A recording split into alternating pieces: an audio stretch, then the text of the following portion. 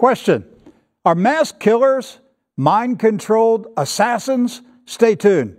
We're going to talk about it on today's edition of True News.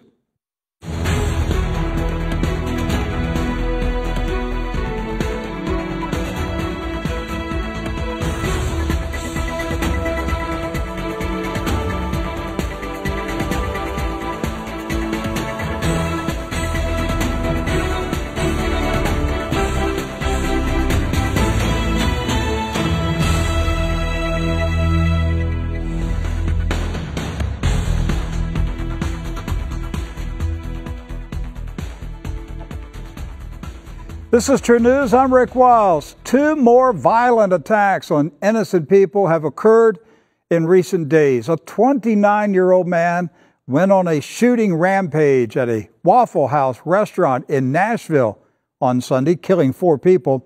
The gunman was captured on Monday. Approximately 30 minutes after the Nashville gunman was apprehended, a man in Toronto, Canada, drove a truck onto a sidewalk and mowed down pedestrians, killing 9. How do we explain the growing number of bizarre mass murders? It isn't about the weapons. Guns, knives, and trucks have been used in numerous mass murder attacks. Is Western society going insane? Are people snapping and losing their minds? Or is there something more sinister happening? Are people being programmed to carry out senseless acts of violence against the public? If yes, who's doing it? And what is the motivation? What is the end game? The subject of mind control assassins has been on the fringe of conspiracy talk for decades. Over my 20 years on radio and television, I conducted thousands of interviews. By far, one of the most knowledgeable and fascinating guests I ever interviewed was the late Gordon Thomas. The Welsh investigative reporter who lived in Ireland wrote numerous books about intelligence agencies. Gordon Thomas wrote 3 books about mind control. In 1989, he published a book titled Journey into Madness: The True Story of Secret CIA Mind Control and Medical Abuse. Minefield was his second book. It was published in 2001. I personally talked to Gordon numerous times about his inside information regarding mind control projects of various intelligence agencies. Several years later, Mr. Thomas called me. He told me that he was encountering problems finding a major publisher willing to print and distribute his 3rd book on mind control projects. He offered the book to me if I would publish it, but our ministry at the time was without the necessary resources to accomplish the task, and we had to turn him down. The 3rd book was eventually printed. It was titled Secrets and Lies: A History of CIA Mind Control and Germ Warfare. It was published in 2007. I am mentioning mind control today because the Washington State Fusion Center, a multi-agency intelligence and law enforcement center, accidentally released old files detailing the mechanisms behind mind control and memory blanking. The files were mixed among documents supplied to a citizen reporter who filed Freedom of Information requests for government documents related to federal surveillance of left-wing and right-wing radicals. Among the documents was a file labeled EM Effects on Human Body, describing the effects of electromagnetic waves. The file revealed techniques to read and control thoughts of humans and to induce pain. Another file contained details about the use of satellites to deliver electromagnetic waves to control human thoughts and behavior.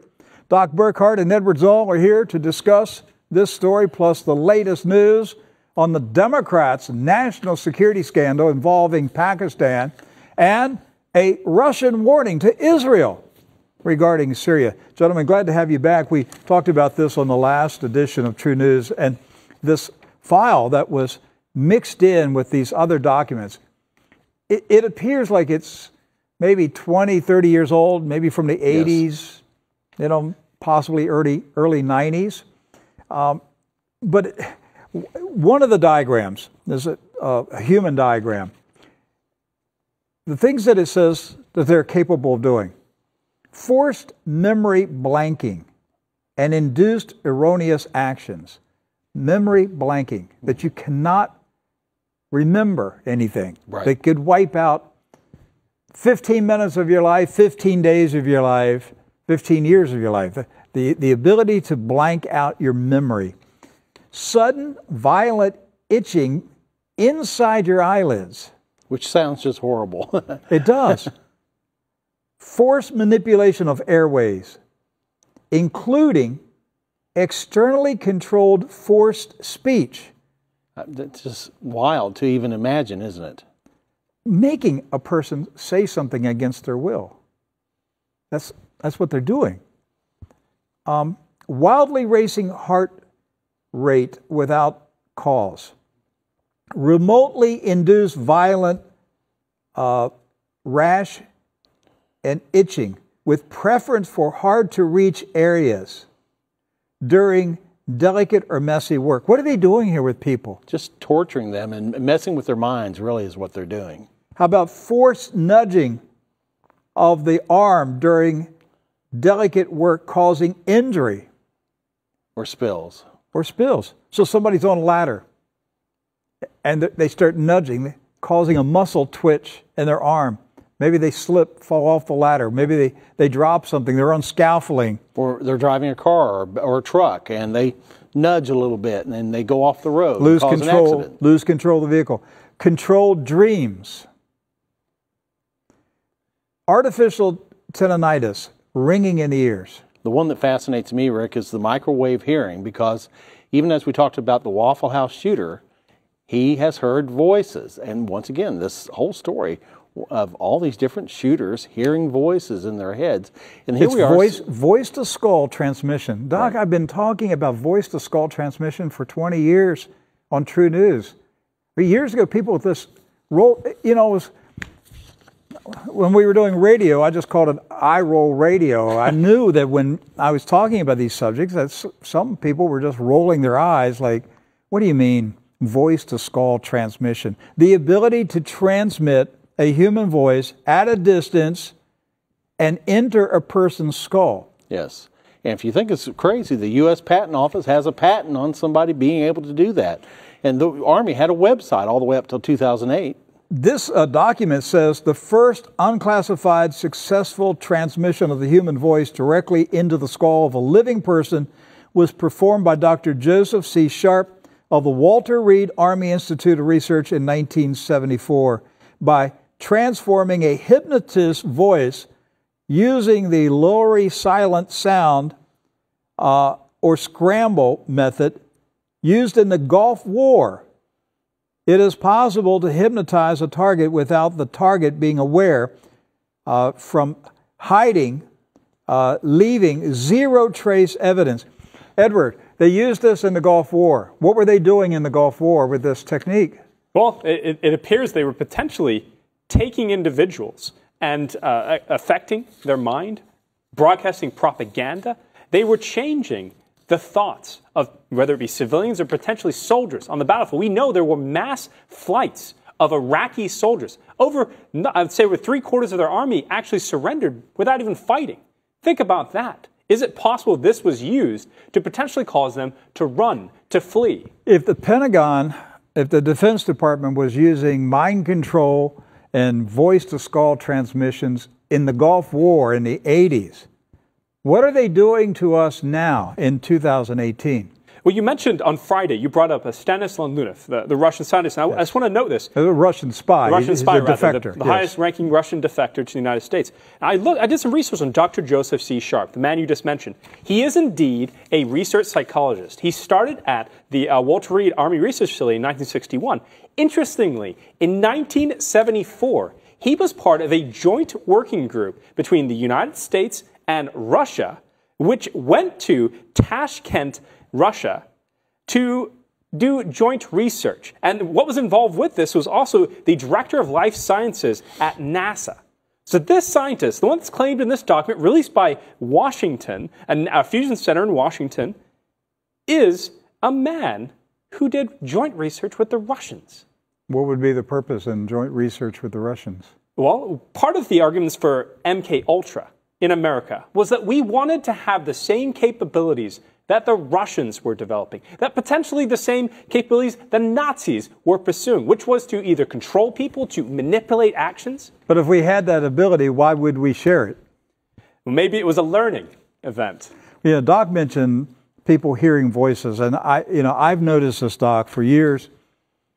In the very first news reports that come out about a mass shooting, that's when you look for you quickly look at the early reports before the news gets cleaned up. Right. And almost always you'll hear or read that the mass shooter heard voices. So like in the Nashville event with Waffle House, here's a guy that heard voices, he said. And that got me to thinking, well, we just talked about this the other day. But this has gone on for a long time. Tennessee church shooting suspect heard voices, had visions of church before attack. Florida suspect said he heard voices telling him to carry out the massacre.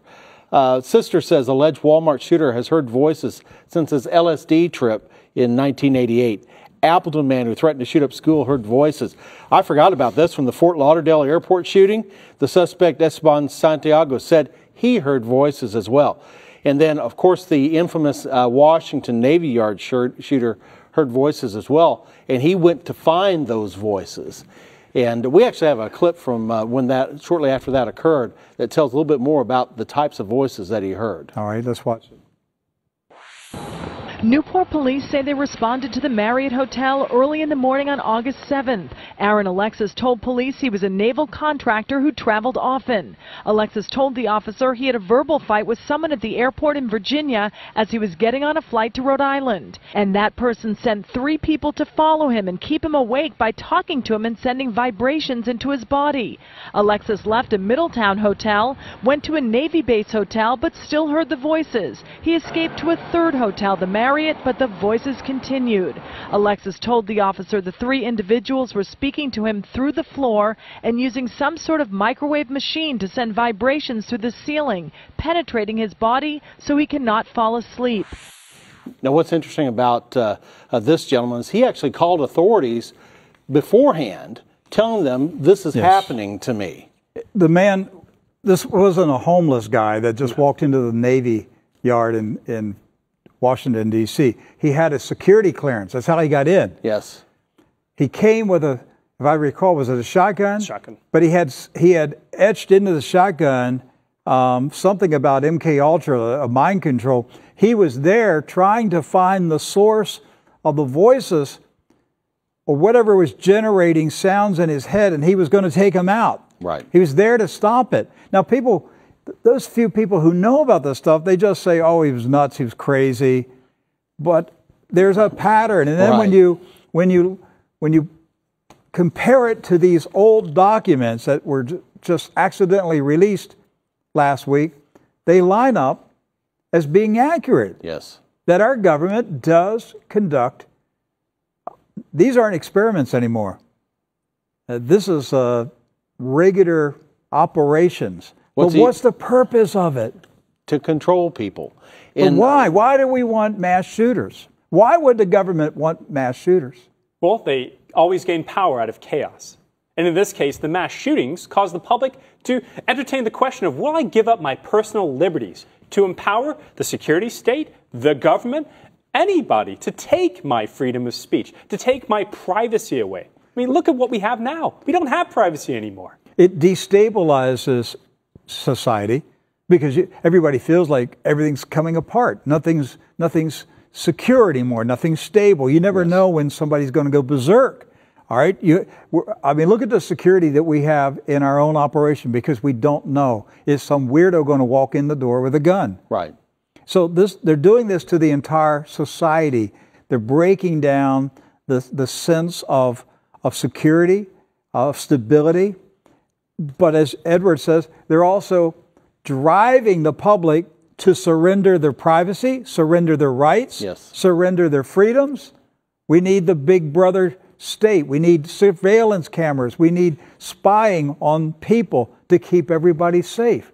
One other thing that has kind of frightened me about this whole concept, Rick, is that if the government and the military have had this technology and we're able to access documents like this, has this technology gotten out? Has this technology gotten out that some other people are able to use it as well, not just the U.S. government?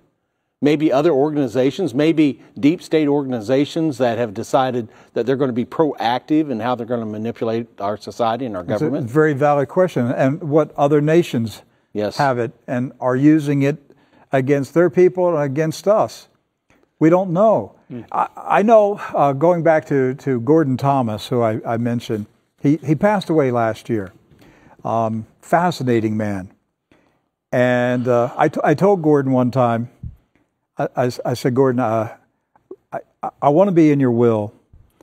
And he's like paused on the phone. I said, now I don't want any of your money, Gordon.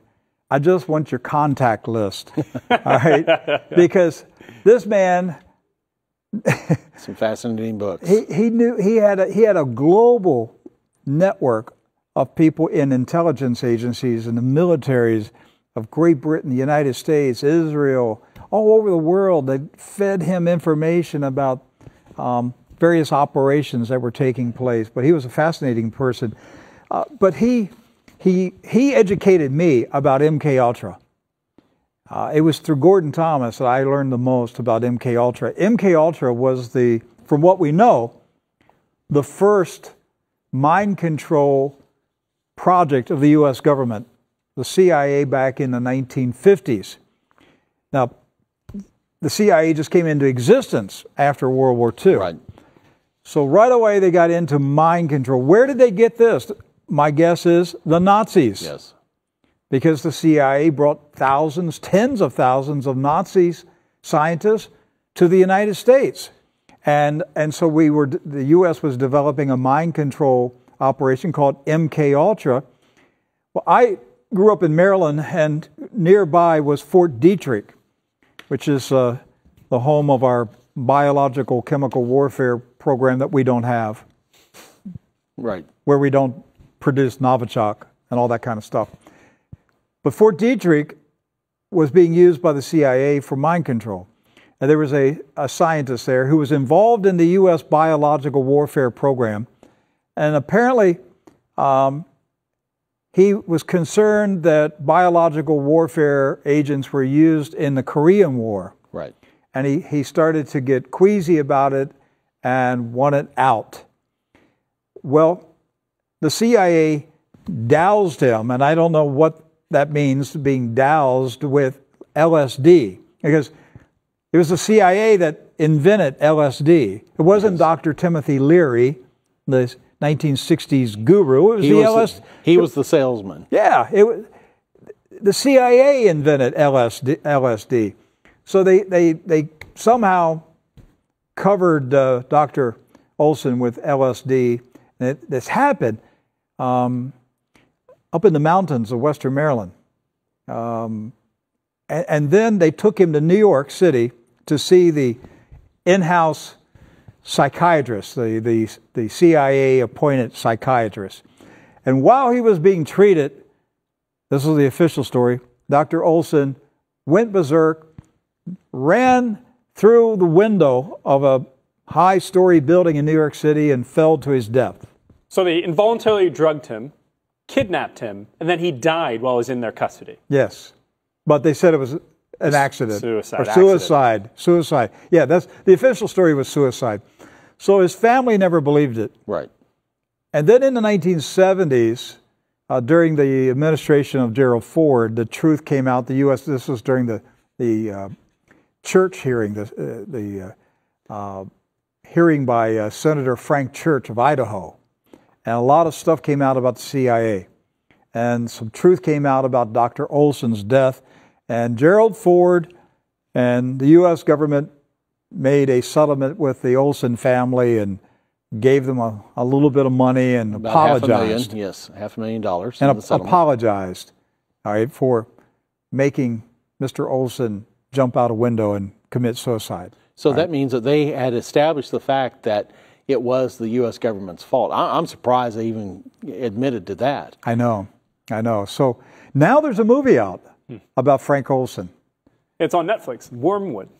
So they're trying to now bring light to what had happened to him through a theatrical display of it. And there's been a couple of books that have also been written about this, Rick, but the thing that hasn't been addressed is the very things were brought up during the Senate church hearings are supposedly no longer happening. The CIA promised post-church hearings they would stop, they would reform. They no longer would break their own charter, which was to not turn their own mechanisms, their own capabilities against the American people, which they admitted to doing during the time period between World War II and 1968. They always, when they get called, they always say, yes, that's back then we didn't really know what we were doing. We were just kind of messing around. Right. But we won't do that anymore. It's like the Pentagon with doing biological chemical warfare experiments on U.S. soldiers. Yeah, we did that, but we didn't know how dangerous it was. We would never do that again. Right. Sure. What are you doing to us right now? Well, one story that involves possible MK Ultra programming was the assassination of Senator Robert Kennedy. Right. You know the official story. Sirhan, a Palestinian man, shot Senator Kennedy in the Ambassador Hotel in June of, what was it, 1968, during the California primary. Well, he had already won the primary. He had won the primary. I remember, as a kid that night, watching TV and the announcement that Senator Kennedy had been shot. So the official story was that this young Palestinian man, Sirhan, was the lone assassin. Well, many years later, Mr. Sirhan, who he was sentenced actually to be executed, but that decision was overturned. He's serving a life sentence. He's still in prison today. So he filed a motion, his lawyer filed a motion in court in California claiming that he was an MK Ultra mind-controlled assassin. Now this story came out, wow, I'm thinking 15 years ago. Right. Then some other things came out. A recording surfaced, and CNN obtained the recording, and firearms experts, ballistic experts, said without a doubt there were more than 8 shots fired in the hotel. Why is that important? Because it meant that there was more than one gunman. Right, because he only had 8 shots in his pistol, right? But also, while Sirhan was shooting, and there's no doubt that he shot the gun, but there was another waiter in the kitchen who grabbed his wrist and was struggling with him, trying to get the gun from him. Now, a lot of the bullets went into the walls of the kitchen, and that's why the hotel was demolished, so there can be no evidence. Well, then the BBC published, they did a special report a number of years ago. 2006, in which they identified 3 high-level CIA officers who were in the hotel, in the same room, in the kitchen, in the pantry, when Senator Kennedy was shot. Right. They identified them. Pictures, names, all 3 standing in the hotel kitchen as Kennedy was shot. Now, the crazy thing What's the explanation for that? Well, they were part of the Southeast Bureau for the CIA, and this was around the same time that the CIA, admittedly through the church hearings, was running an anti-war cleansing of the country. They're going after activists, leaders, anyone, including Martin Luther King Jr. Well, the funny thing about Mr. Kennedy was he was running on an anti-war ticket. If he had come forward, he would have pulled America out of Vietnam and probably would have made sure we didn't go to any further wars. Well, there's another connection. These 3 CIA officers were connected to the Bay of Pigs. All right. And so it fuels that speculation that there was animosity in the Bureau against the Kennedys for what happened in the Bay of Pigs operation. But the bottom line is this. Sirhan's lawyer is claiming that his client was programmed by the CIA to be there at the time to pull a gun out and shoot, but he was the patsy. He was the fall guy. The real assassins were brought in and then escorted out of the hotel. Now, how many times, if this stuff is happening, how many assassinations have taken place and the wrong person is in prison? Well, it's interesting. Another part to this, Bobby Kennedy sent away his bodyguards. This reminds me directly of what happened to Antonin Scalia, the Supreme Court Justice. Do you remember who was his bodyguard that night? Rosie Greer. Really? Rosie Greer, football player, unarmed, was his bodyguard. He did not have his official bodyguards with him. You're right. But Rosie Greer, and there was another, I forget, there was another football player who was with Rosie. So Kennedy was without protection that night.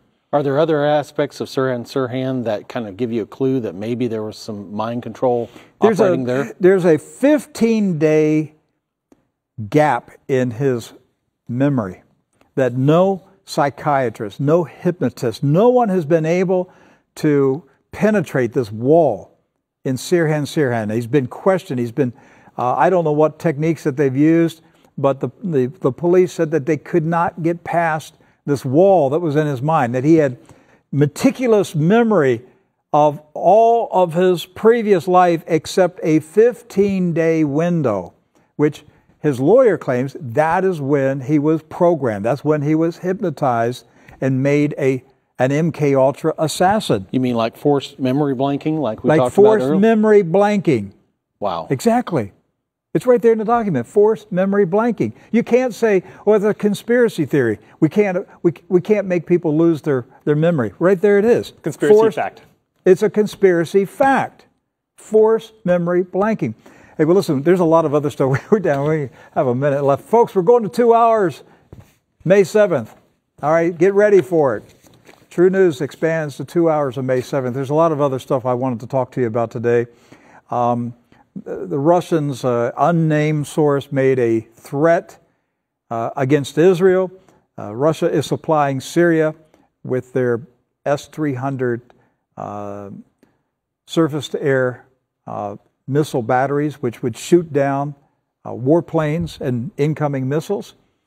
The Israelis said a week ago, it's a threat to us. We're going to take it out. Well, why is it a threat? It can't fire missiles into Israel. It shoots down planes that are bombing Israel. That's why it's a threat.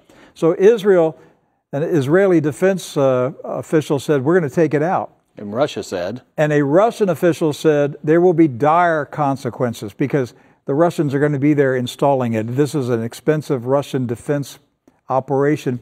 And if the Israelis bomb this Russian air defense system, who knows what Moscow's going to do. Hey, there's our closing notice. We got to go. Come back tomorrow, True News. We love you. We'll see you on tomorrow's edition.